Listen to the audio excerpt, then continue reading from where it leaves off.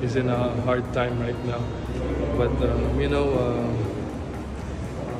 all I can say is he's still young. You're still young, and always trust in the Lord. Have faith. He has plans for you, and keep your spirit up, and you will be back stronger. So God bless you. God bless you, Kai. Hindi man natin nakikita pero malamang nagbubunyi ngayon itong mga Kiwi sa balitang hindi makakapaglaro. Itong celebrated big man natin na si Kai Sotto. Ito ay matapos siyang magtamo ng ACL injury dyan sa Japan B-League.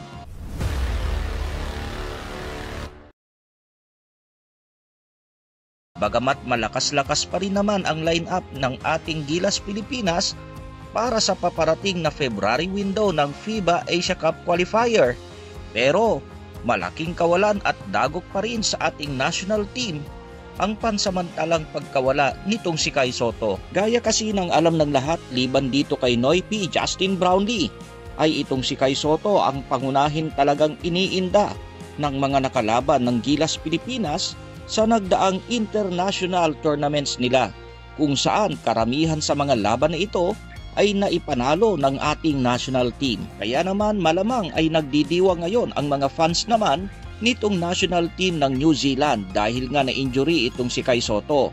At mukhang pumabor sa kanila ang development na ito at nagpataas ng kanilang tsansa na makabawi dito nga sa Gilas Pilipinas. Pero ito ngayon mga idol ang mainit na pinag-uusapan at pinagtatalunan ng ilang mga Gilas fans ukol nga sa naging reaction naman nitong si Coach Tim Cone sa kung sino ang magiging kapalit nitong si Kai Sotto habang ito ay nagpapagaling sa kanyang injury.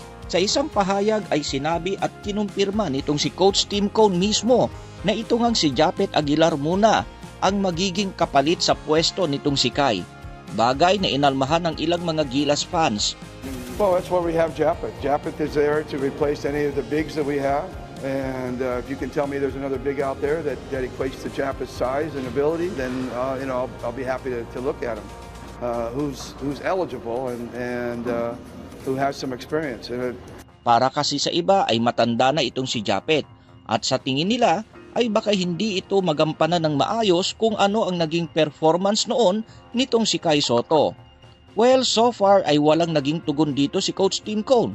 Pero gaya ng alam naman ng lahat, ay napaka-metikuloso nitong si Coach Tim Cone pagdating sa sistema niya at chemistry ng kanyang kuponan. Kaya naman kahit na siguro hindi magpaliwanag itong si Coach Tim Cone, ay ito talaga ang nakikita ng lahat na naging dahilan kung bakit itong si Japet pa rin ang kanyang bet, ang kanyang takbuhan sa tuwing may big man na mai-injury sa Hinebra man o maging dito sa national team natin. Actually, pwedeng-pwede rin naman sana itong si Edu. Kaso ay nasa tentative list pa ito dahil din sa injury. Bagamat ayon sa mga reports ay malapit-lapit na rin itong makapaglaro para sa ating national team. Well, experience and familiarity wise kasi ay itong si Japet ang ilan sa mga active players na talagang maaasahan nitong si Coach Tim Cone kung ang pag-uusapan ay ang kanyang sistema, lalo na sa kanyang pamosong triangle offense. Same reason din ito sa kaso naman nitong si Hasselman Scotty Thompson pagdating naman sa point guard and shooting guard position. We're not even trying anymore. Not even fucking hustling to get back. You didn't even come to the help on that pass. Nothing. This isn't about, hey, yeah, let's go. That's bullshit. It's about fucking doing your job, fellas. You expect, we look like an Asian team right now. We look like a team that's playing Asia and they're European. Right now, this is what, we haven't looked at all day. Now that's what we look like. This is the way they expect us to play. If we're gonna fucking play like this, we have no fucking chance. Get your heads out of your ass. Let's start playing. Para kasi dito kay Coach Tim Cone, ang prinsipyo niya, hindi talaga niya priority ang isang super explosive player, kundi ang kailangan niya ay ang isang player na kayang sumunod sa pinapatakbo niyang sistema. Kung ikaw ay isang NBA fan, malamang ay kilalang kilala mo itong si Michael Jordan isang living legend at itinuturing ng marami na GOAT ng NBA. Pero sa likuran ng isang scoring machine na Michael Jordan ay nandyan ang mga mahalagang pyesa nitong si Coach Phil Jackson, sina Scottie Pippen, itong si Ron Harper at maging itong si Dennis Rodman and the rest of the gang. Halimbawa na nito ay itong si The Worm Dennis Rodman. Nung idinagdag ito ni Phil Jackson sa Chicago Bulls ay marami ang mga nag-react na mga fans ng Chicago kung ano ang gagawin nitong si Dennis Rodman sa kanilang koponan. Hindi man singgaling siguro ni Jordan o ibang mga players itong si The Worm lalo na sa scoring, pero hindi yon ang habol dito ni Phil Jackson kaya niya ito idinagdag sa kanilang team, kundi ang familiarity nitong si Dennis Rodman na kaya niyang sumunod sa kanyang sistema, which is ang triangle offense. Ito rin ang dahilan bakit hindi mabitaw-bitawan sa maraming pagkakataon nitong si Erik Spoelstra ang kanyang paboritong player noon, itong si Udonis Haslem. Kahit pa noong mga panahon na matanda na at hindi na rin ganon ka-athletic itong si Haslem, ay hindi pa rin ito nawawala sa kanilang rotation.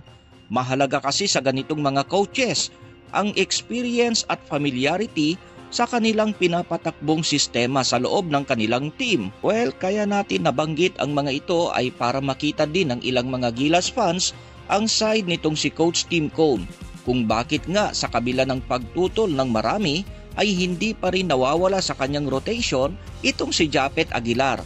Matanda na at hindi na ganun ka-athletic sa ngayon itong si Japet, pero mahalaga pa rin para kay Coach Tim Cone ang kanyang experience at familiarity sa kanyang sistema. Anyway, ay maasahan pa rin naman kahit papaano itong si Japet, lalo na sa department ng rebounding at depensa.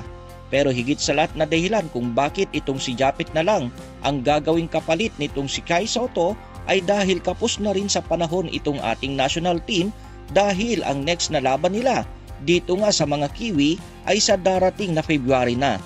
I know that there's a real clamor for a bigger pool, but it's the way that the windows, I've said this a million times, but the way the windows are set up, you know, in terms of you have such a small time for preparation, it's really, you know, you've got to use that preparation. I don't know how to keep saying it and say it the right way, sorry. But we got to use that preparation in a tight manner where there's not 18, 19, 20 players we're trying to teach and trying to get into rhythm and trying to, you know, so it's really, we're really trying to keep it tight so we can take advantage of our preparation time. Ang silver lining dito mga idol ay sigurado na ang ating Gilas Pilipinas sa paparating na FIBA Asia Cup. Kahit pa sabihin na matalo ang ating Gilas Pilipinas sa rematch natin against New Zealand. Pero syempre gusto pa rin natin na manalo sa rematch na yan itong ating national team para patunayan na hindi tsamba ang pagkapanalo natin sa kanila nung nagdaang November window. Kaya maganda pa rin na manalo sana tayo sa paparating na rematch na yan against New Zealand. Lalo na sa part nitong si Coach Tim Cone, alam naman natin, ito yung coach na sa tuwing may laban ang ating national team ay hindi mo siya maririnig na ang pagkatalo ay kasama sa kanilang option. Hindi tulad ni CCR noon na hindi pa nagsisimulang laban ay pagkatalo na agad ang nasa isip. Ikaw naman idol, sang-ayon ka ba sa naging desisyon nitong si Coach Tim Cone na itong si Japet muna ang maging kapalit nitong si Kai Sotto habang nagpapagaling ito sa kanyang injury? Sang-ayon ka man o hindi, sino pa kaya ang napipisil mo na pwedeng karelyebo ni Kai as big man? I-comment mo lang yan sa ibaba idol. Ingat and God bless!